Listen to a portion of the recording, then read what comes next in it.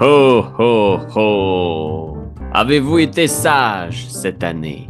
Eh non, ce Oui. n'est pas Noël. Ce n'est même pas le Noël des campeurs. Mais pour les amateurs de Donjons Dragons cette semaine, c'était un peu aussi excitant que Noël parce que on commence déjà à parler des nouveaux livres de D&D 2024. Livre du monstre, livre du joueur, guide du maître, tout ça va être réédité avec des nouvelles patentes, des nouveaux dessins. En veux-tu de la nouveauté? On va t'en jaser. Nous autres, à coup, je vais pas dire à coup critique. Critique. Yes. Ouais, mais Oui. c'est nostalgique parce que je regardais ça cette semaine, puis ça me faisait vraiment penser à quand j'ai commencé à suivre Coup Critique. C'était Oh, Francis qui parlait avec ses amis d'Adventure League des produits de Wizard qui venaient de sortir. c'est vrai. Puis ça, là, C'est moi, vrai. j'écoutais ça, là, je dévorais les affaires de qu'est-ce qui vient de sortir, c'est quoi les nouvelles aventures, les nouveaux livres de Hum, règles. hum. Et oui, et maintenant, c'est toi qui m'écoutes dire des choses sur d'autres jeux que personne joue. Maintenant, Ouais. Vous êtes c'est... rendu fucké, là, coup critique. Mais non, arrête, on est encore dans D&D, on est encore dans Donjon Dragon, parce que c'est de ça qu'on va parler à soir. Ouais, Puis j'ai ouais. hâte, en fait, parce que c'est un gros projet, un gros sujet. Gros sujet, Pierre-Louis, qu'on va aborder ensemble. Ben Parce que oui. j'ai hâte de voir si on a les mêmes, si on est dans les mêmes eaux, si on va être dans dans le même camp. Ben, je suis. Ben, parce que en même temps, t'es en partie responsable de toute la curiosité que j'ai développée sur. J'avais déjà testé des nouveaux jeux de rôle en dehors de D&D, mais tu m'as fait. Tu m'as poussé en En bas de la partie, falaise. je pense que t'as dit que t'es en partie responsable de la nouvelle édition de Donjon Dragon. J'étais comme, ouais, ouais, ouais, de ma faute, ça. C'est de ma faute, esti. Ben oui, on va se poser la question. Est-ce qu'on va jouer à cette nouvelle édition? Est-elle pertinente pour nous? Est-ce que vous, à la maison, est-ce que vous allez l'essayer? Est-ce que pour vous, s'il y a eu des choses qui sont brisées de façon irrémédiable avec la compagnie Wizard of the Coast et Hasbro, les compagnies qui sont responsables de l'édition de D&D, on va en discuter. Mais avant ça, Pépé, on va se parler dans le blanc des yeux. Les Mhm. affaires qu'on lit sur le bord de la piscine cet été.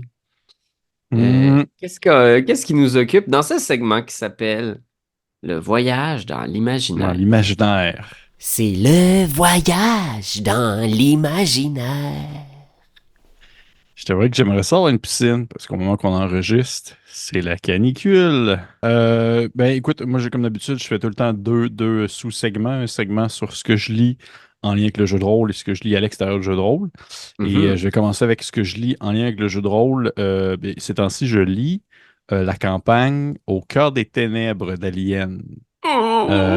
Oui, je dis ça comme ça. La campagne de Alien, un jeu que j'ai abordé. Mais tu parles tantôt, c'est drôle, tu parlais des débuts de coups critiques. Mais Alien, j'en ai parlé. Je pense que c'est une de mes premières vidéos solo que j'ai faites sur la chaîne Ever. C'était sur le jeu de rôle d'Alien. Puis pour vrai, il n'est pas question que j'aille réécouter cette vidéo-là, là. Ça doit être dégueulasse. Ah, Mais ouais, fait que c'est ça. Fait que Alien, je suis en train de lire la campagne au cœur des ténèbres qui a été traduite en français chez Arcane Asylum. Et je suis content parce que justement, je replonge dans quelque chose, puis je vais assurément retomber dans des vidéos, tu sais, comme une espèce de... Je sais pas si t'as déjà pensé faire ça, toi, quand tu fais des critiques de jeux. Je sais pas si t'as-tu déjà fait ça dans des critiques de jeux de société, par exemple, ou est-ce que tu fais une vidéo sur un jeu, puis comme 4 5 ans après, tu refais une autre vidéo sur le même jeu, voir si ton opinion a comme changé sur le jeu en question?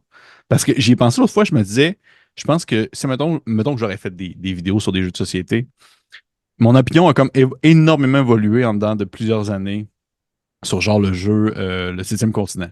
Dans le temps, je l'avais backé. ah, ah ouais. Puis là, je l'ai joué. Puis là, au bout de comme, c'est ça, 5 6 ans, je suis genre comme, hey, mon opinion n'est pas partout la même au début. Fait que je sais pas si toi, de ton côté, ça a fait ça. Je serais curieux de savoir. Ah mon Dieu, mais c'est drôle parce qu'aujourd'hui, je pensais à ça. J'essaie de me souvenir c'était quoi le jeu que j'ai pensé, que je me disais, ça, j'en ai beaucoup parlé positivement en disant que c'était, tu sais, un truc que j'aimais beaucoup. Puis là, dernièrement, j'avais rejoué à ça, puis j'étais comme, hey, non, c'est finalement, je réalise que c'est vraiment pas mon Ah jam. ouais. Puis je me souviens Ah plus c'est ouais. quoi le jeu. C'était-tu un truc de jeu de rôle? C'était-tu un jeu de société? Je me creuse la tête pour essayer de le retrouver. Si ça me revient d'ici la fin du podcast, Tu je vais vous dire, l'écriras. je vais vous dire c'est quoi, mais oui, forcément, on change, nos goûts évoluent. Oui, Mais est-ce que oui, c'est sûr. Alien, t'as toujours le. Est-ce que ton émotion face à Alien, maintenant que tu retombes dans des aventures, des extensions, est-ce que t'as Ah, toujours un kick pour le. j'ai toujours un kick. J'ai toujours un kick, j'ai juste le goût de l'exprimer d'une meilleure manière. Parce que c'est ça, j'ai comme le goût de représenter un peu qu'est-ce que ce jeu-là a comme richesse. Puis le fait maintenant qu'il soit accessible en français, je trouve que ça ouvre on va dire d'autres possibilités que que d'autres personnes n'ont pas, parce qu'ils ils ont peut-être un peu plus de difficultés avec la langue anglaise. Et quand même, ça demeure que Hmm. c'est des gros bouquins, là, c'est pas des petites affaires. Et rapidement, parce qu'il faut que je le mentionne, dans ce que je lis, qui n'est pas du jeu de rôle, je me suis fait prêter un livre par Marika de la Hmm. chaîne de Coup Critique, qui est une grande lectrice. Et elle m'a prêté un livre en me disant, ce livre-là, c'est sûr que t'aimes ça. Si t'aimes pas ça, ben t'es cave. Elle m'a dit ça de même. Et c'est Notre part de nuit Hmm. de Ah. Mariana Enriquez, qui est le prix des libraires du Québec en 2022. Et pour vrai, je te jure, au début, j'étais comme, OK, là, elle me dit, c'est sûr, c'est ton genre. Et j'ai commencé à le lire et tabarnache que c'est bon. C'est Hmm. tellement bon, là. C'est une espèce d'aventure un peu. C'est un genre de road trip en Amérique du Sud avec un petit côté culte puis horreur avec genre un père qui se sauve justement d'un regroupement religieux avec son fils parce que son fils a comme possiblement des dons de médium puis des choses comme ça. C'est Ah. vraiment bon. C'est vraiment, vraiment bon. Pour vrai, c'est dans les très, très bons livres que j'ai lus dans les dernières années, là. Présentement, je suis dedans. Fait que c'est ça. Ah, Puis wow. toi, Pierre-Louis, qu'est-ce que tu lis ces temps-ci? Moi, je t'en ai parlé l'autre jour un petit peu, mais j'ai commencé, j'avais commencé Murderbot. Je pense que c'est Hmm. une série de petites nouvelles par Martha Wells. C'est des nouvelles assez contemporaines, là. C'est assez moderne. C'est de la science-fiction où on va suivre les aventures d'un robot assassin. Je pense d'ailleurs que ça s'appelle Les Chroniques d'un assassin en français. Puis c'est l'histoire d'un robot de sécurité qui est programmé pour tuer, pour protéger les humains, mais il a été capable de hacker son module gouverneur. Fait que c'est comme le module qui est censé l'empêcher de décider pour lui-même. Puis à partir de là, il s'est mis à décider pour lui-même. Puis il a décidé qu'il voulait juste écouter de la télé, puis consommer des livres, voir des shows, absorber la culture. Il est devenu fasciné par ce qu'il appelle les médias. Mais il garde ça secret pour lui, fait que c'est comme un espèce de robot tueur avec un jardin secret. Euh, et il télécharge toujours en secret des nouvelles séries. On est dans le futur, là. On est dans un futur genre dans les années 3000. Je sais, on est loin, loin, loin. Puis il télécharge des trucs quand il arrive sur une station spatiale, puis il écoute ça. Puis là, les humains ont besoin de lui, fait que là, il faut qu'il aille aider les humains. Mais c'est tellement étrange. C'est un super beau personnage. Je pense que si vous voulez commencer, là, je pense que ça s'appelle All Systems Red. C'est le premier de la série. Comme s'il y a 7 nouvelles qui deviennent des vrais romans, là. Je pense que les 3 derniers, c'est quand même des bons romans. Mais c'est toujours un peu le même concept. C'est Murderbot vit une crise existentielle. Il se questionne sur l'art. Il tue des méchants. Il botte le derrière d'extraterrestres. Il faut qu'il trouve une solution juridique à un problème complexe du futur. Les histoires sont un petit peu beige. Je trouve qu'ils sont un peu à la hauteur des romans savons que Murderbot écoute lui-même. C'est un peu OK. roman savon, l'histoire de ce qui se passe, tu sais. Un film d'action, voyons ça comme ça, là. C'est un scénario un peu hollywoodien, mais le personnage, c'est vraiment la star, tu sais. Notre ami Murderbot, là, c'est vraiment un personnage. Il pourrait faire n'importe quoi, tu sais. Il pourrait passer genre un livre au complet à juste visiter un zoo, puis je le suivrais là-dedans, là. Sauf que c'est très intéressant, puis ça m'a donné beaucoup d'inspiration pour des affaires, justement, comme Alien Mothership. Ben, c'est drôle parce que depuis que tu m'en as parlé, j'ai vu quelqu'un en parler sur un groupe Facebook justement de Mothership, puis il se demandait s'il allait utiliser ce système-là pour émuler une aventure à la Murderbot. Parce qu'il disait qu'il y avait comme quand même un certain une certaine importance. Tu sais, je sais pas, j'ai pas lu les livres, mais il disait qu'il y avait une certaine importance avec l'utilisation d'une mécanique de stress pour les androïdes puis des choses comme ça. Fait que j'étais comme, OK, j'étais comme curieux. Ouais. Moi, sais-tu, j'ai le premier livre de Murderbot, c'est un scénario parfait pour une game de Mothership. À ce moment-là, il y avait le Kickstarter de Mothership en même temps, puis je me disais, c'est sûr que je fais ce scénario-là. Où est-ce qu'il y a comme de l'enquête, il y a un peu de l'horreur, il y a un peu du. C'est vraiment super. Puis Murderbot, il est très cool. Fait que oui, OK. Est-ce l'art et les robots. Fait que que, c'est l'heure, Pierre-Louis? oui, c'est l'heure. Peut-être que si vous avez suivi l'actualité jeu de rôle cette semaine, vous avez vu qu'il y a eu des annonces, le premier coup de marketing de Wizard of the Coast pour Mhm. mettre beaucoup de pression sur les gens pour précommander les 3 nouveaux livres de Donjons Dragons sur D&D Beyond. Parce que on nous a annoncé en grande pompe que les livres étaient pour offrir de la nouveauté à l'infini, beaucoup, beaucoup, beaucoup, beaucoup de matériel, des nouveaux archétypes de classe, des nouveaux backgrounds pour vos personnages, de nouvelles espèces jouables dans le PHB, le Player's Handbook de base, et des dons, des sorts, du stock. Est-ce que ça nous excite? Est-ce que ça va nous donner le goût de replonger dans la 5e, 6e édition? Comment t'appelles ça, toi, cette édition-là, Pépé?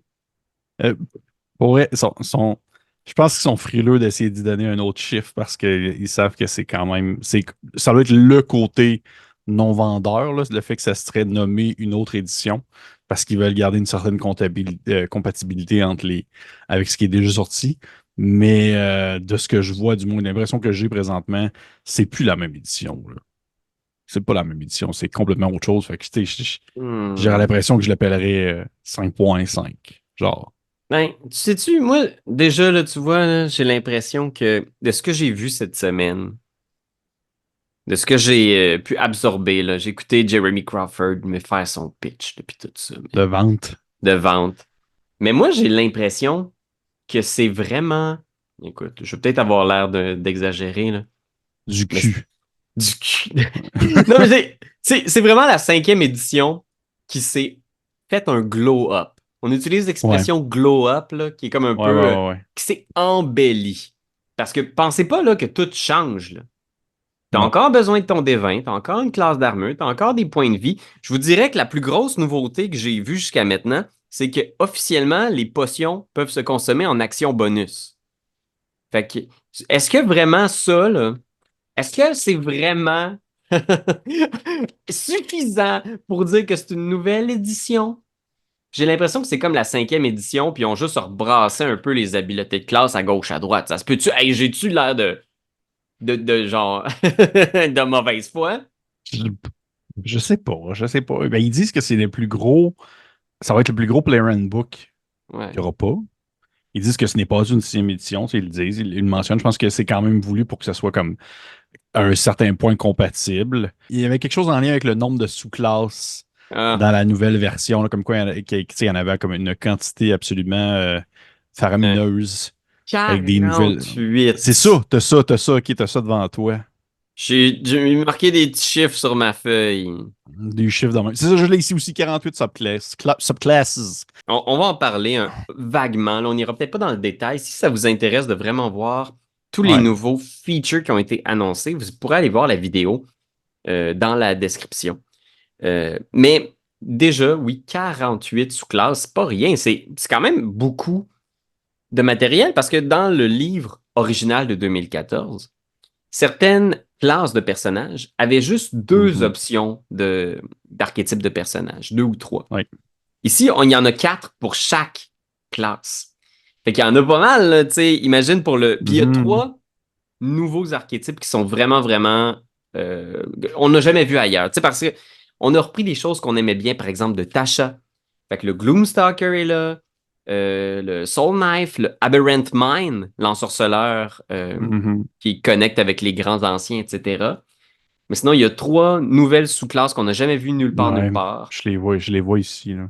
Cercle de la mer pour le druide. puis le Collège de Collège la de la danse. danse. Ouais. Ouais, qui est comme un hybride entre le moine et le barde, qui est un peu, comment dire, focus sur le mouvement, le déplacement, qui peut faire des attaques au corps à corps. En plus, vous allez en avoir beaucoup. Vous allez en avoir pour votre argent, du moins c'est ce que je vois.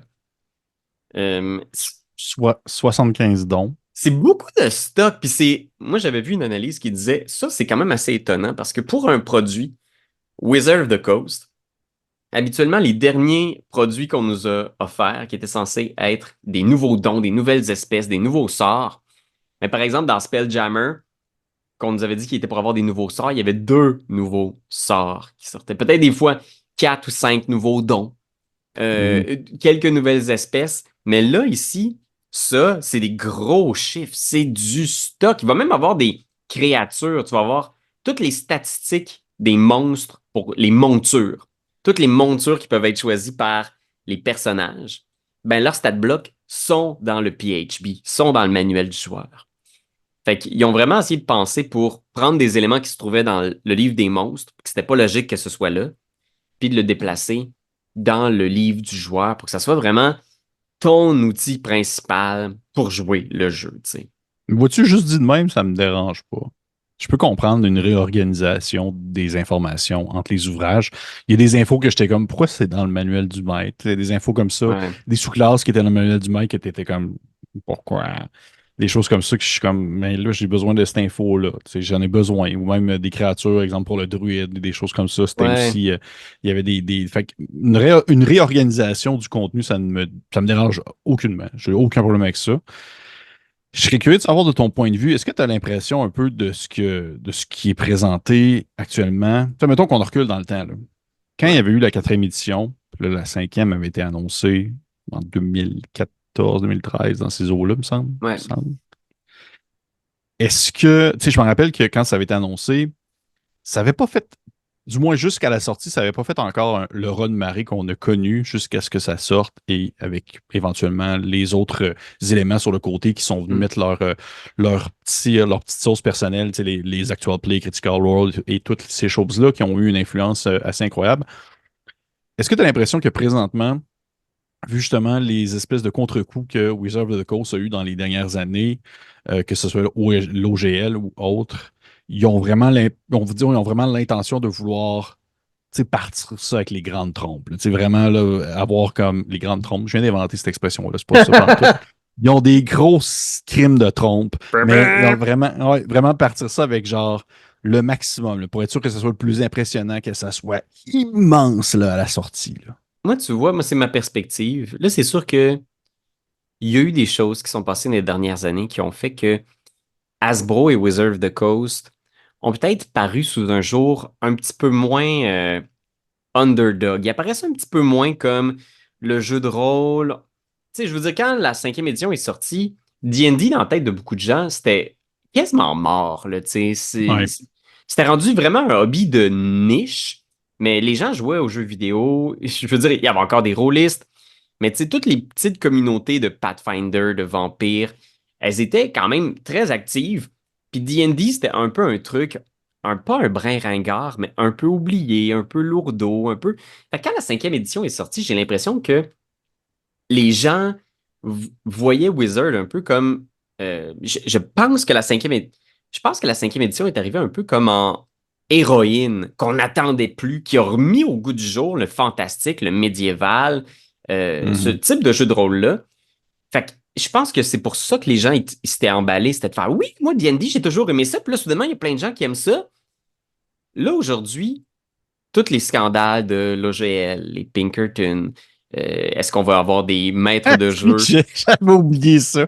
Les Pinkerton, c'est Hey, tellement vrai. écoute, Oh Internet, non. ils ont engagé des détectives à aller péter les jambes à un gars qui a montré des cartes Magic qui n'étaient pas censées. Non, c'est pas vrai. J'exagère, mais tu sais, C'est pas loin. disons que Wizard of the Coast a commis une série d'impairs qui ont vraiment fait paraître un peu la compagnie comme étant euh, euh, au service d'une multinationale sans âme qui a comme priorité de faire du cash, puis de hooker les gens sur un service Internet payant mensuellement plutôt que de juste faire un bon jeu que tout le monde aime. Je pense que c'est ça la Mhm. mentalité qui s'était comme un peu insérée dans la communauté. Puis là, j'ai l'impression que cet ouvrage-là, moi, comment je le perçois, c'est qu'ils essayent de faire comme, hey non, regardez, on y a mis vraiment beaucoup, beaucoup, beaucoup de cœur. Il y a beaucoup d'amour là-dedans. Il n'y a pas d'illustrations faites par des intelligences artificielles. On en a mis plein. Il y a des illustrations, il y a une super pleine page pour illustrer chaque classe jouable. Tu sais, ça a vraiment l'air d'être un banquet, un festin pour les yeux. Il y en a du stock, il y a beaucoup d'amour. Je regardais, puis il y a plein d'affaires que je me disais, je ne sais pas si ça va servir leur public cible. Par exemple, il y a des nouvelles règles que moi je trouve assez intéressantes. Tu sais. Fait que je pense que j'étais de mauvaise foi un peu en disant qu'il n'y avait rien de nouveau.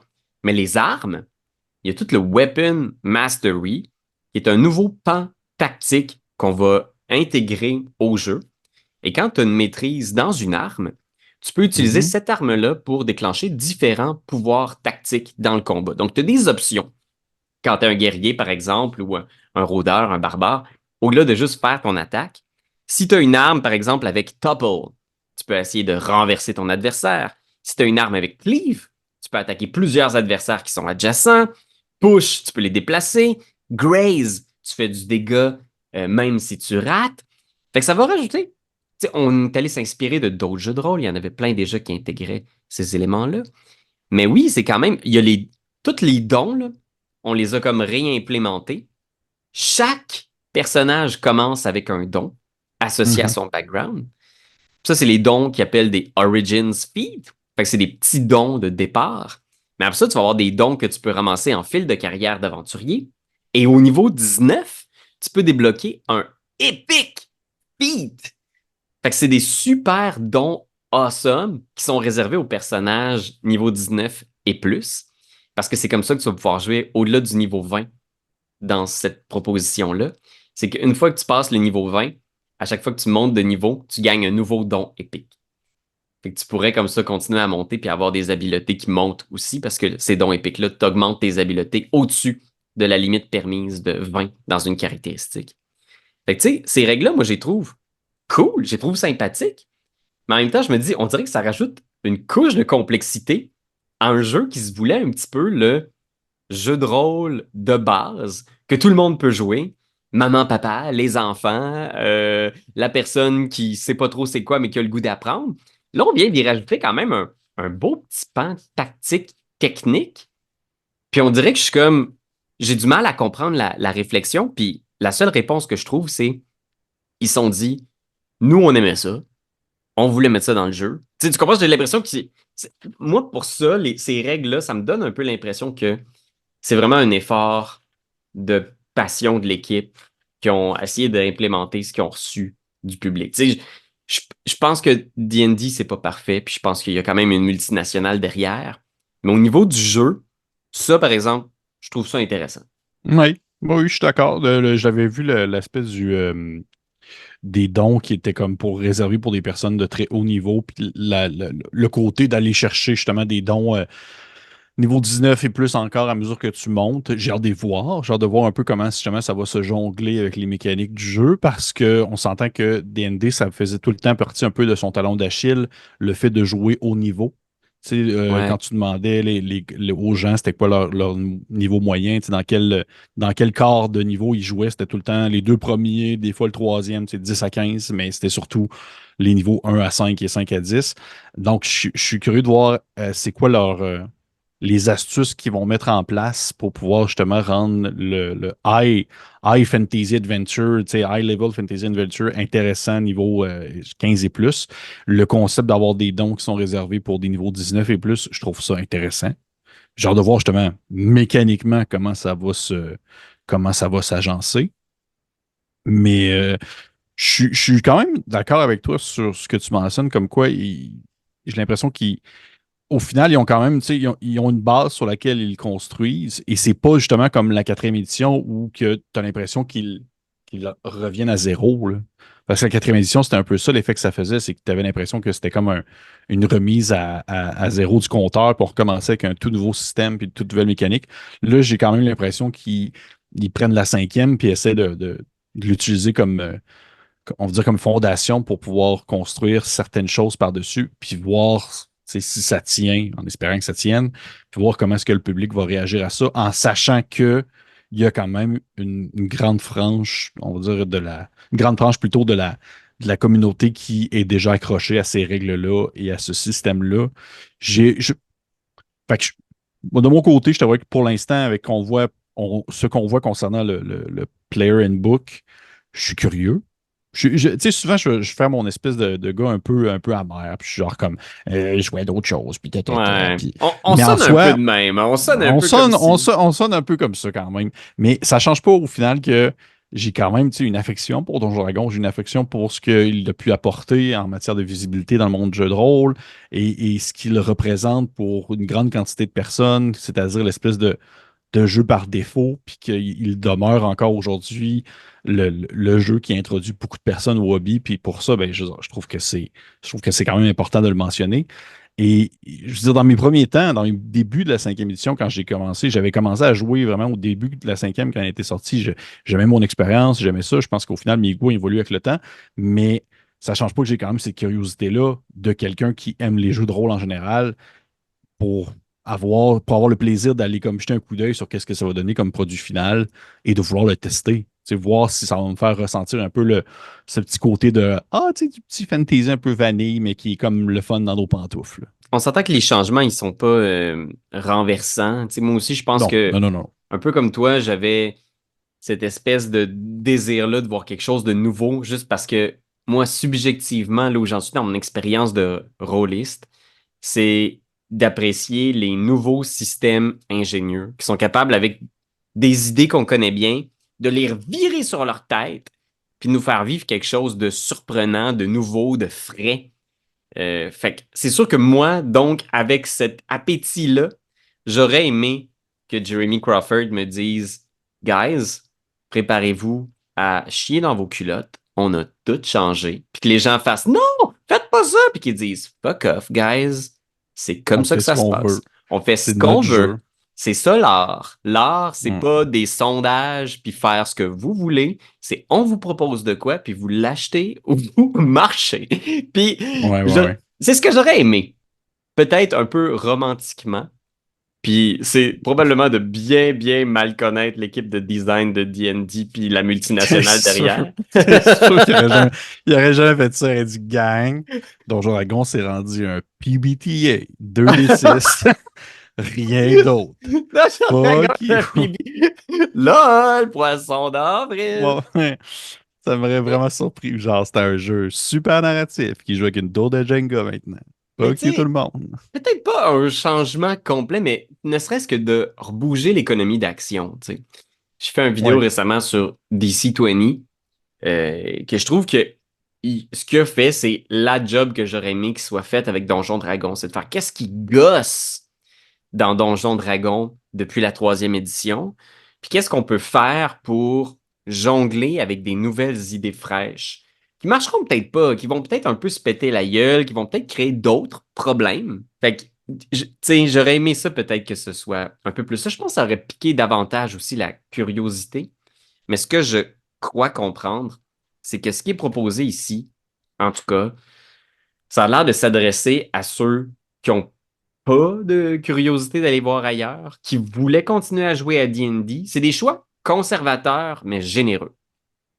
On Oui, garde tout. parce qu'au final, ils gardent la même chose, mais ils font juste offrir beaucoup plus de stock. Parce que c'est ça. Exact, c'est vraiment ça. C'est assez similaire. Tu sais, par exemple, Inspiration, qui s'appelle toujours Inspiration. Ça, je comprends pas, là. C'était l'occasion du siècle de changer le nom de la mécanique qui porte le nom, le même nom qu'une autre mécanique. L'inspiration du barde, puis l'inspiration que tu reçois quand tu fais une scène de jeu de rôle cool, puis ton maître de jeu te fait je te donne inspiration, mon chum. Mhm. C'est le même fucking nom. Ça prenait quoi? Ça prenait 2 minutes de faire. On a-tu quelque chose qui sonne comme inspiration, mais qui n'est pas le mot inspiration? Parce que me semble que ça serait fucké si tout dans notre jeu portait le mot inspiration. Ça T'imagines? serait cool. Il aurait pu appeler ça juste, genre, je sais pas, moi, un point de destinée, un point de héros, un point de. Mais non, ça s'appelle encore inspiration. Inspiration héroïque. Ouais. Maintenant, inspiration, c'est un reroll.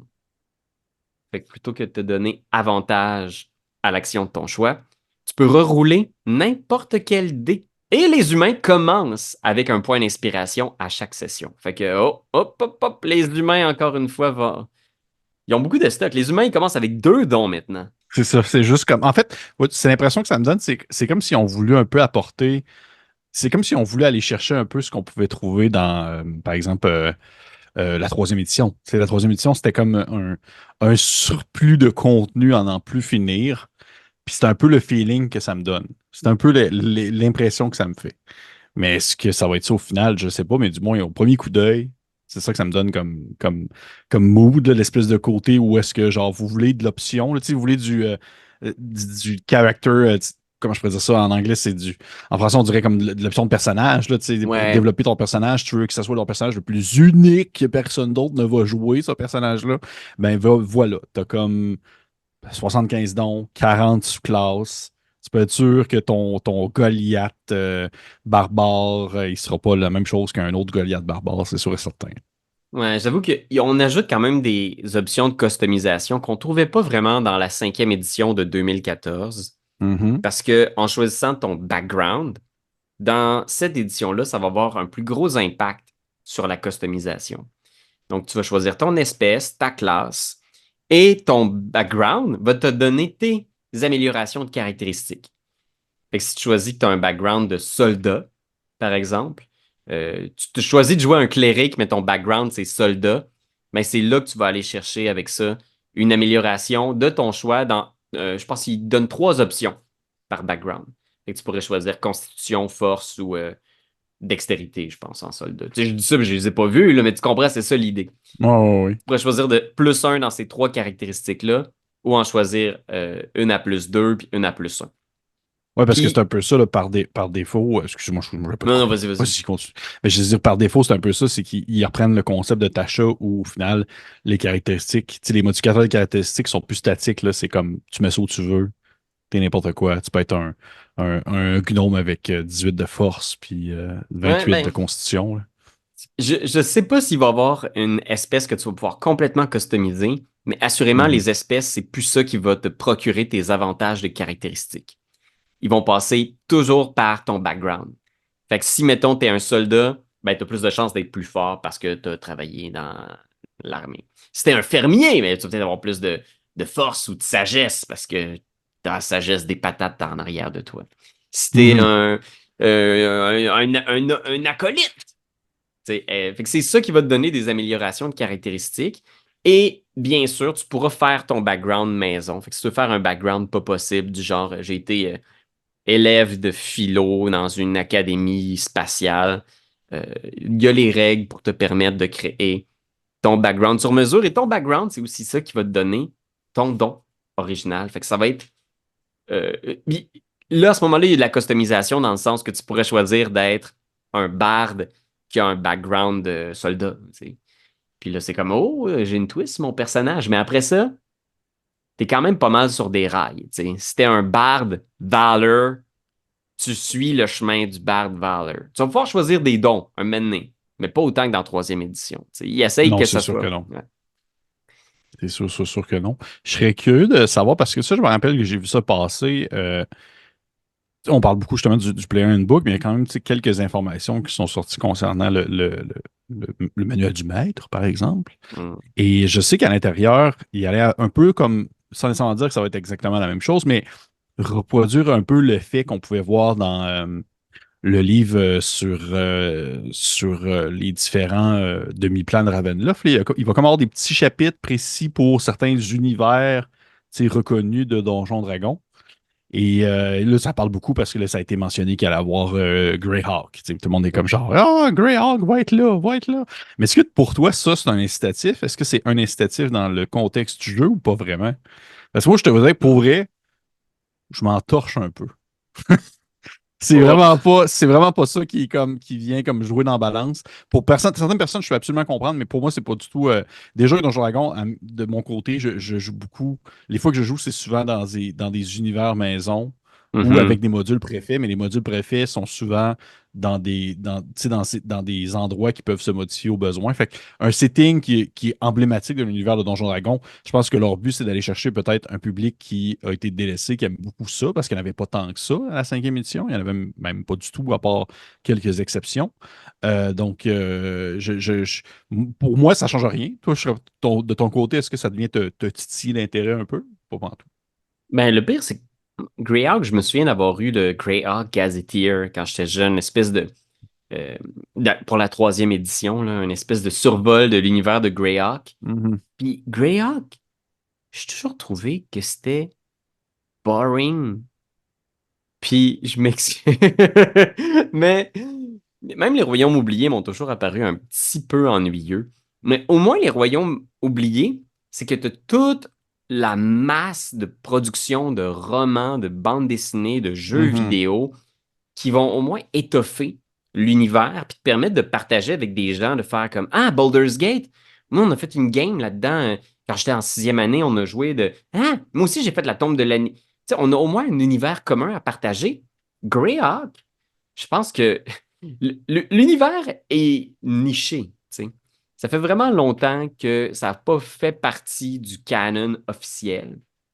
Puis le peu que j'en avais lu, je trouvais que c'était un peu mince. Je trouvais pas qu'il y avait de high concept ou d'attracteur assez fort pour me dire j'ai le goût de jouer dans Greyhawk à tout prix. Mhm. Ouais, je À part comprends. Je comprends. Eose est cool. J'aime bien Eose. C'est comme un genre de démon qui mène un genre de royaume, là.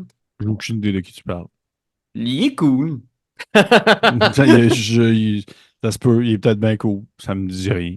Mais non, c'est pas un gros point de vente pour moi. J'ai vu aussi qu'il y avait tu sais, les fameuses règles pour créer un bastion. Il y avait des règles maintenant aussi pour faire du crafting.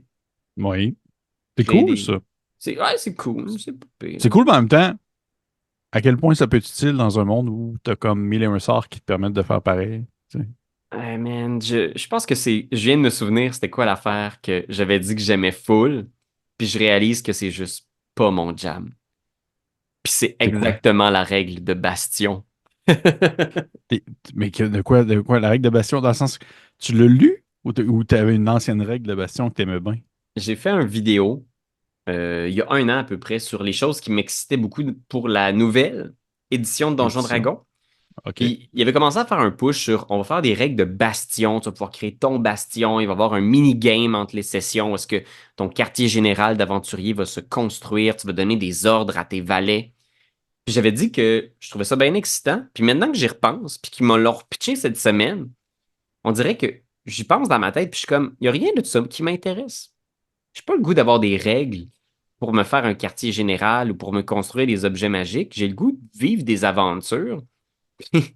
Quand on a un quartier général, on a toutes les règles qu'il nous faut dans nos petites têtes. Quand on s'amuse avec mes amis, là, on improvise, on fait des affaires.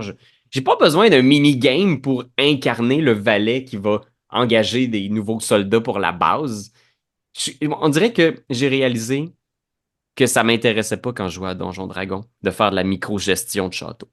En même temps, c'est correct. Mais je veux dire, c'est ce qui est intéressant, vois-tu, de ce que tu mentionnes. C'est intéressant parce que t'as d'autres jeux qui, au final, est-ce que tu penses que c'est un peu ça? Est-ce que c'est comme un sujet qui t'intéresse nullement ou c'est parce que tu considères que dans Donjon Dragon, c'est moins ta tasse de thé, cet aspect-là de jeu parce que, au final, le trois quarts des choses que tu peux faire dans ton bastion, tu peux le refaire avec soit de la magie ou whatever, peu importe tes capacités de personnage. Ouais, je pense que c'est un peu ça. J'ai surtout pas besoin de règles pour tout gérer l'univers. J'ai pas besoin, on dirait, d'apprendre, genre, en tout cas, j'ai pas un désir d'apprendre tout un nouvel ensemble de règles pour pouvoir faire quelque chose que je peux improviser sur le coin d'une table puis qui va être deux ou trois fois plus payant pour mes joueurs, là, tu sais. Mhm. De juste faire, on a dessiné la map sur une napkin, puis on y revient une fois de temps en temps, puis c'est toujours le bordel. Tu sais, j'ai pas besoin de rouler de dés pour faire comme, vous avez perdu un des quatre employés. Non, non, c'est vous revenez, puis c'est le bordel dans la base, puis on joue, puis on niaise avec ça. Puis moi, j'ai improvisé ça. Puis ça, j'aime ça. Puis je pense que dans les jeux de rôle, je découvre que il y a plein d'affaires pour lesquelles j'ai pas besoin de règles. On dirait que tout. construire un quartier général, construire des objets magiques, comprendre comment les objets magiques fonctionnent. On dirait que surtout dans Donjon Dragon, j'ai pas le goût de me casser le bessic avec ça puis de perdre une demi-heure à faire des courriels de Ah, excuse-moi, mais ton bâton, finalement, il va falloir que tu réussisses un jet d'artisanat difficulté de temps parce que Ah, puis il faut que tu penses, c'est pas 10 000 qu'il fallait que tu me payes, c'est 15 000 parce que t'es rendu niveau 8. Tout ça, j'ai pas le goût de ça, j'ai pas le goût de faire comme un Mhm. rapport d'impôt. En tout cas, je trash un peu leurs règles de crafting avant de l'avoir lu, mais disons que je ne ressentais pas le besoin que cet aspect du jeu, que cet aspect du jeu soit encadré par des règles. Ouais, je comprends. Je comprends. Surtout que c'est, comme tu le mentionnes, c'est une forme de micro-gestion qui, au final, peut être indépendante au système de base, dans le sens que tu n'as pas de classe de personnages qui sont étroitement liés à la gestion de château ou la Ouais. gestion de. Les personnages, c'est pas ça. Le personnage, c'est que tu fais des boules de feu, tu tombes en rage, des choses comme ça. Fait que, en soi, du fait que ça soit complètement déconnecté, du moins, on parle en hypothèse, là, ça se peut pas. Peut-être que la nouvelle version du Bard est comme le meilleur personnage pour gérer un château, c'est pas. Mais ça donne l'impression que du fait que c'est comme détaché du système de base, ça donne moins le goût de l'utiliser parce que déjà à la base, t'as pas de personnage qui a une implication dans cet aspect-là du jeu, dans le sens que si, tu sais, mettons, je prends par exemple tu sais, Mutant Year Zero. Tu sais c'est quoi? Mhm. Ouais, ouais. T'as-tu déjà joué? T'as-tu déjà Non. joué? Ben, à Il y toutes les a spin-offs. à toutes les spin-offs, hein, pas le jeu de base. Il y a un des personnages dans le jeu de base, dans la classe de personnage en quelque sorte, c'est un genre de boss. C'est genre quelqu'un que lui, il a comme plein de monde sous lui, tu sais, il y a comme une gang de rue avec lui. Puis ça fait en sorte qu'il faut que cette gang-là existe. Et pour que cette gang-là existe, il faut qu'il y ait le campement parce que le concept du jeu, c'est que tu as une base et tu dois te promener puis te promener aux alentours puis aller découvrir des zones. Et ce personnage-là est étroitement lié avec le fonctionnement de la base parce qu'il peut avoir une influence sur la construction de tel objet ou de telle Ouais. installation et tout ça. Fait que c'est lié avec le système de jeu. Si tu as, un joueur ou une joueuse qui se dit Hey, moi, je vais jouer un boss, je vais jouer quelqu'un qui a du monde en dessous de lui, ben, toi, en tant que meneur de jeu, tu as comme un peu le réflexe de dire, ben, dans ce cas-là, oui, je vais mettre des efforts pour pouvoir impliquer ces règles-là.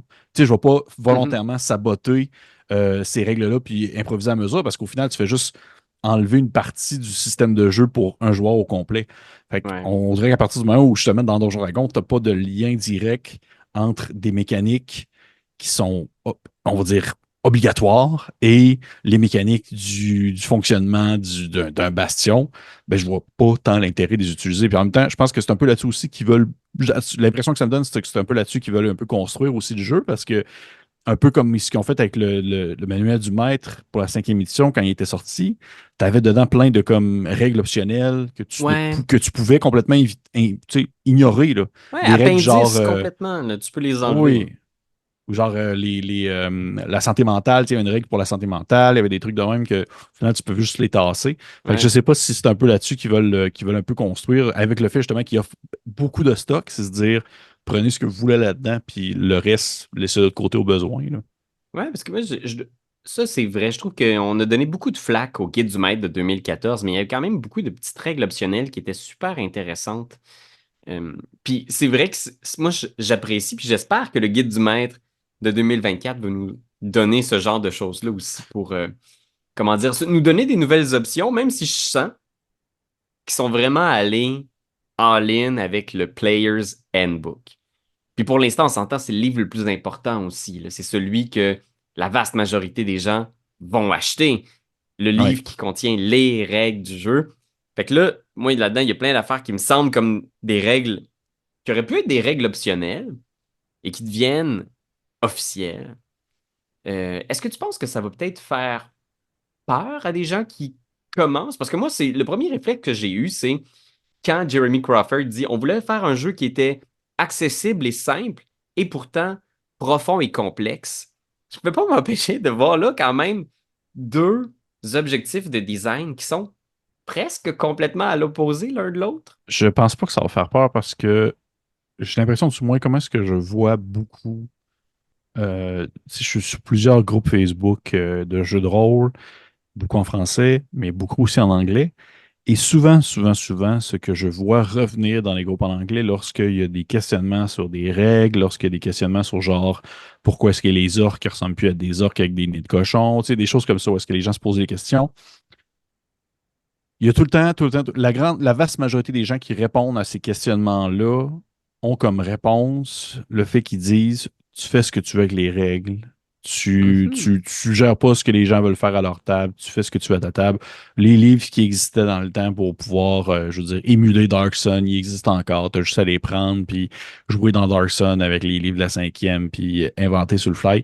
J'ai l'impression qu'ils sont beaucoup là-dessus ou qu'ils vont au final, ils savent que les gens ils font ce qu'ils veulent un peu avec les règles.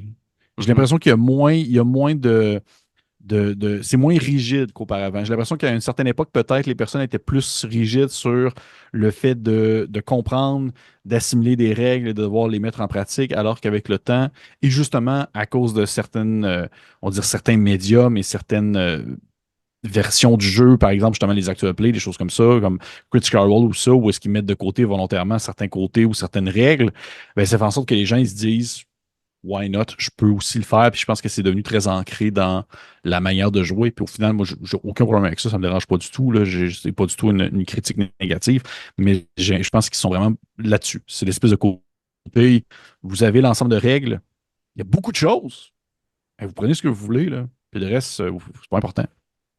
Ouais. L'important, c'est Puis, qu'en fait, vous connaissez déjà la base. Tu sais, la base va fonctionner, le squelette, il est la même chose. Vous savez c'est quoi un des 20, vous savez c'est quoi des classes, vous savez c'est quoi des sous-classes. Ah, qu'il y a un bonus pour attaquer. Ah, ouais, une pas classe tous tes d'armure points de vie. ascendante. Ouais, c'est Tu sais, ça. ouais, c'est ça. Il n'y a pas de taco, là. Fait que, je pense que ça va. D'après moi, c'est là-dessus qu'ils visent. Moi, en fait, j'ai surtout hâte de voir la boîte de démarrage. Parce que nous, Hmm. on est des. Tu sais, je sais pas s'il va en avoir une éventuellement, forcément. Nous, on est des durs de durs. On va sur des forums, on lit des affaires sur Internet. Hmm. Mais tu sais, le jeune là, qui nous écrit des fois puis qui est comme je commence Donjon Dragon et j'ai le livre, je ne sais pas quoi faire. Comment on joue? C'est Ouais. insane ce livre-là quand tu le mets dans les mains de quelqu'un qui a jamais joué à un jeu de Qui a rôle. jamais joué. Je Ouais. suis curieux parce qu'on me dit que le livre du joueur a quand même été conçu pour être un petit peu mieux organisé que le livre de 2014, avoir des étapes de présentation un peu plus logiques, Ouais. puis faire des petits snippets d'informations où on va résumer la règle pour que tu comprennes, mais tous les détails de la règle sont détaillés dans une autre section du livre où on fait référence dans Ouais. le petit paragraphe. Il, il commence pas par le. Ça, je me rappelle, j'ai vu ça passer. Il commence pas par les classes tout de suite ou les races puis la création de personnages. Il commence par c'est quoi un jeu de rôle? Comment Mhm, ça joue un jeu de rôle? Avec un encadré sur rouler l'initiative, prendre mhm. son tour, faire une action. Puis même, je pense qu'il y avait. Je pense qu'on parle de la même page. Je me rappelle d'avoir vu la page passée aujourd'hui, je pense même, où est-ce qu'il y avait comme une description, tu sais, le classique échange entre joueurs et maître de jeu, où est-ce qu'ils ils se parlent comme c'était comme si tu lisais un roman, là, puis qu'ils disent un peu qu'est-ce qu'ils font. Fait que Ouais. j'ai vu ça passer. Puis vois-tu, ça me. Pour vrai, je trouve pas que c'est une mauvaise idée. Puis même que j'ai hâte de voir, tu sais, comme tu le dis, c'est pas encore annoncé, mais ça me surprendrait pas qu'ils sortent éventuellement un kit d'initiation. Puis pour l'instant, de ceux que j'ai vus, du moins le dernier que j'avais eu l'occasion de lire, c'était celui sur Stormwreck Island. Ouais, ouais, ouais. Et c'était vraiment cool. C'était vraiment, vraiment un très cool kit d'introduction pour Donjon Dragon. Donc, j'ai hâte de voir si ça peut, s'ils vont pouvoir, on va dire, renouveler l'expérience en prenant pour acquis justement cette nouvelle façon de présenter, de vouloir donner de l'accessibilité au jeu, puis apprendre comment jouer, là. Donc, non, je suis curieux, très curieux. Ouais, moi aussi, je suis assez curieux. J'espère que ça va aller dans ce sens-là parce qu'effectivement, pour quelqu'un, quand tu as l'impression qu'il faut que tu lises 400 pages du début à la fin pour comprendre, c'est carrément intimidant. J'espère qu'ils vont avoir trouvé la façon de présenter ça de façon digeste. Rapidement, quelques petites affaires aussi de nouveau que j'ai pu attraper, là. Certains sorts, on a refait tous nos classiques. La plupart sont encore là. Mais Cure Wounds, donc soin, le sort de soin, va maintenant faire 2 des 8 de, de guérison. Je vous dirais, mon autre petite déception aussi, là, c'est qu'il faut noter que, étant donné qu'ils ont vraiment voulu se coller au concept de 4 sous-classes par classe de jouable de personnages. Ils ont été obligés de faire disparaître certaines sous-classes qui étaient des sous-classes, mettons, de magiciens ou de clérics. Parce que le magicien avait 8 sous-classes disponibles. Il y en avait Dans une pour toutes les chaque écoles. école. L'école, ouais, c'est ça. Et c'est plus le cas maintenant. Il y a seulement 4 sous-classes disponibles pour le magicien. J'imagine que c'est même pas les écoles. Ça doit être comme d'autres thèmes, puis que les écoles sont plus divisées dans les écoles de sorts. Plus. Mais pourtant, je pense qu'il y a l'abjureur qui est encore là. Il Ah y a, ouais. le nécromancien n'est plus là. Fait qu'ils ont, tu sais, ça, c'est un peu décevant. Puis le cléric, il y a seulement 4 domaines. Il y a genre lumière, trickery, guerre. Mais tu sais, il n'y a plus de domaine de la tempête. Fait que ça, c'est particulier. Forcément, ça va revenir peut-être en extension. Oui, on pourra patenter des affaires maison. Ce ne sera pas compliqué. Mais un petit peu décevant, je dois dire. Surtout dans un livre qui se veut aussi généreux. On dirait qu'ils ont vraiment voulu coller à un concept. Puis qui se sont coupés des affaires qui marchaient très bien déjà. Tu sais. Fait que ça, un petit Ok, peu c'est déçu. curieux. Je suis curieux. Je ne sais pas si probablement ils vont peut-être tu sais, ressortir tout ça dans d'autres suppléments parce que veut pas. Ça demeure une multinationale aux besoins mercantiles. Fait que sait-on jamais. Bon, et parlant de ça, juste vite, vite, là. Mais on n'en a pas eu beaucoup de détails. Parce que là, on dirait que tout s'enligne pour dire c'est les livres qui sortent et c'est tout. On ne nous a pas beaucoup parlé de la fameuse plateforme en ligne, celle que tout le monde redoutait, qui deviendrait le D&D virtuel sur Internet. Donc, Ouais. qu'est-ce qu'il y en est, ça? Comment tu le feels? Est-ce que véritablement on est hors de danger? Ils vont sortir des livres, puis Donjons Dragons va rester le même modèle d'affaires? Ou est-ce qu'ils vont graduellement sortir ces nouveaux livres-là et dans 2, 3 ans, on va voir apparaître ces plateformes qui vont nous demander de payer mensuellement pour jouer? Sais-tu, c'est drôle parce que j'ai pas tant suivi cette actualité-là, excepté quand ça avait été annoncé. Puis pour vrai, je suis pas dans leur culotte. Je peux pas comme parler à leur place, j'ai aucune idée. Mais j'ai l'impression que ça va être un peu moins mis de l'avant si justement les ventes physiques sont bonnes. Tu sais, si le déroulement de la sortie physique des ouvrages apporte son avantage, sa popularité est bien reconnue, je suis pas sûr que ça va prendre moins d'ampleur parce que j'ai l'impression que c'était surtout une manière de réagir à la situation covidienne dans laquelle on se trouvait où genre tout le monde jouait à distance, le virtuel Hmm. était beaucoup mis de l'avant, énormément. Et là, maintenant qu'on est un peu moins dans cette réalité-là et que beaucoup de personnes vont jouer justement en présentiel, je pense que, du moins l'impression que j'ai, sont moins tournés vers ça comme étant. C'est moins une priorité, j'ai l'impression. Ben, moi aussi, je pense que c'est moins une priorité, peut-être. Quoique, là, tu sais, ils ont mis je sais plus combien de millions dans le développement de cette plateforme-là. Là, tu sais. On en a vu des extraits, ils en ont présenté des trucs à des YouTubers, mais ça a tellement été reçu de façon mitigée, je pense, parce que les gens ont tellement peur que ça devienne un abonnement payant, Donjon Dragon. Mhm. Comme un genre de Netflix, tu as accès à tes livres, tu as accès à la plateforme virtuelle. C'est ce qu'on redoutait, peut-être des maîtres de jeu, intelligence artificielle. Ça aussi, ça avait été évoqué. Mais pour l'instant, j'ai l'impression que c'est pas le genre de truc qu'on va voir arriver dans la prochaine année. Je pense que ça va être en développement. C'est sûr, en fait, c'est l'idéal, là, si j'étais dans les culottes de Hasbro, c'est je voudrais Magic Arena pour Donjon Dragon. C'est une façon de jouer en ligne pour Mhm. Donjon Dragon, que c'est moi qui contrôle, puis que les gens vont venir me payer moi pour que ça se passe chez nous, que ça se passe pas chez Roll20, chez Foundry, avoir un VTT vraiment convaincant. Puis là, ils l'ont tellement développé, je vais dire, tu sais, des images faites avec le Unreal Engine, où est-ce que les miniatures sont comme en 3 dimensions formidables, tu vois la lumière se refléter dessus. Ça, c'est en développement depuis vraiment longtemps, puis c'est sûr et certain qu'ils vont vouloir le pousser, mais je pense qu'ils vont vraiment prendre leur temps. Je pense qu'ils sont pas Oui, pressés. Ça pourrait sortir dans 2, 3 ans, puis ce serait quand même un bon moment, je pense. je suis d'accord. J'ai hâte de voir. J'ai hâte de voir. Je pense pas que c'est tout de suite. Vraiment pas. Vraiment, vraiment pas. Je pense que ça va. Ils vont vraiment focuser sur le voir à quel point les ventes vont être accessibles en ligne parce que tu sais, ça a été quand même rough pour Donjon Dragon la dernière année, on s'entend, là. Même les quelques 2, 3 dernières années. Et j'ai l'impression ils veulent un peu se refaire les plumes. Puis il n'y a pas beaucoup de personnes, il y a beaucoup de compagnies qui ont cette pratique-là en matière de jeu de rôle, où est-ce qu'ils vont vraiment se dire on va prioriser du jeu en ligne, puis le reste, ça sera autre chose. Puis je pense Ouais, pas que pour l'instant, ils veulent tant être différents. J'ai plus l'impression qu'ils veulent être meilleurs. Fait ouais. que c'est plus le feeling que ça me donne. Fait qu'au final, en essayant de répondre à cette question, est-ce que toi, Pierre-Philippe, est-ce que tu vas jouer à cette nouvelle édition de Donjon Dragon? Oui, je vais l'essayer, assurément. Assurément. Tiens, Juste pour pouvoir cracher dessus après. tiens donc ça! C'est C'est pas pour vrai. dire, ah ouais, fait que t'aimes ça. Ouais. C'est pas si bon les Ben oui. petits zines indépendants d'OSR, on dirait. Ah, ben oui. Ben, est-ce que c'est bon? Puis toi, Pierre-Louis, est-ce que tu penses que tu vas y jouer? Jamais. Over my dead Ah, body. pour vrai? Oui, non, J'ai je te fait le crois pas. serment de plus jamais rejouer. Je te crois pas, je te crois pas. Mais non, c'est sûr que je vais y jouer parce que j'aime beaucoup ce système-là. J'aime la liberté qu'il donne, la possibilité de rapidement improviser des choses. Je le maîtrise bien aussi.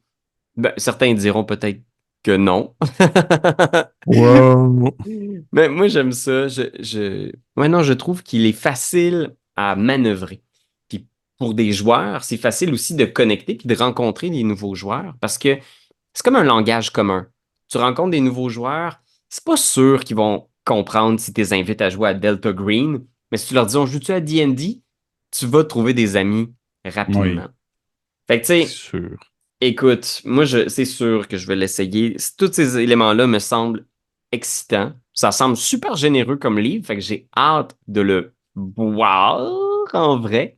Mais effectivement, écoutez, c'est pas une critique parce qu'on n'a pas vu le livre, on l'a pas eu dans les mains, mais il y a beaucoup qui ressemblent aussi des légères modifications du Unearthed Arcana, de tous les playtests qui sont sortis dans les derniers mois. Fait que si vous voulez en savoir plus, vous pouvez suivre les liens dans la description pour voir les documents de Unearthed Arcana, les playtests. Il y a beaucoup d'éléments qui vont être assez similaires. Fait que si vous voulez jouer déjà avec ces règles-là, vous pouvez! C'est là sur Internet. Faites juste les lire, les prendre puis jouer. C'est complètement vrai. Bien dit, Pierre. C'est ça, parce qu'on n'a pas toujours besoin de payer 180$ pour jouer à Donjon Dragon. Des fois, on peut juste pogner ce qui existe déjà sur Internet. Mhm. Ah ouais, puis il y a un gros push hein, pour précommander ces livres-là, mais comme plusieurs personnes l'ont fait sur Internet, je vais aussi vous recommander de ne pas précommander les livres parce qu'il n'y a aucun avantage, il ne donne aucun bonus. Si vous les précommandez sur D&D Beyond, vous n'avez pas comme une exclusivité. Vous faites juste donner votre argent avant que les livres existent puis soient dans vos mains. Fait que moi, je vous recommande d'attendre qu'ils paraissent dans votre petite boutique locale Mhm. de gamer et d'aller encourager l'économie locale chez vous. De les acheter là, même s'ils sont peut-être un petit peu plus chers que sur Amazon. C'est bien dit. C'est comme les jeux vidéo. Recommande pas ça. Mais non, c'était pas d'avantage. S'ils donnent pas comme un bonus ou une carte spéciale ou quelque chose, c'était pas une Ah, mais imagine, ok, il faut finir là-dessus, là. Mais imagine à quel point ça aurait fait de la merde si ça avait été ça. Si ça avait été genre, vous précommandez tout de suite, vous avez une classe bonus. Que Oh, les autres man! ont pas. Je pense que ça l'aurait mis Internet en feu. Ça aurait été. Je pense que ça aurait très dommage. Vous allez avoir l'artificier. Sinon, vous l'avez Euh, pas. L'artificier est une classe officielle, là? Ils l'ont Non, tué, il est je pas pense. là. Il est pas là. Non. Non. C'était dans une extension. Ouais. Mais Internet est sensible. Hein. Internet pète une coche souvent à rien. Qu'est-ce que tu veux? C'est comme ça, hein? On vit toutes sortes de choses, puis il fait chaud. Fait que des fois, on est un petit peu plus susceptible, hein, Pépé? On vit des choses. Hey! Pourquoi tu me parles de même? Non, Arrête de pleurer! Un Ok. vrai rôliste pleure jamais! C'est vrai, ça. Termine Sauf, ça. sauf quand il marche sur un D4.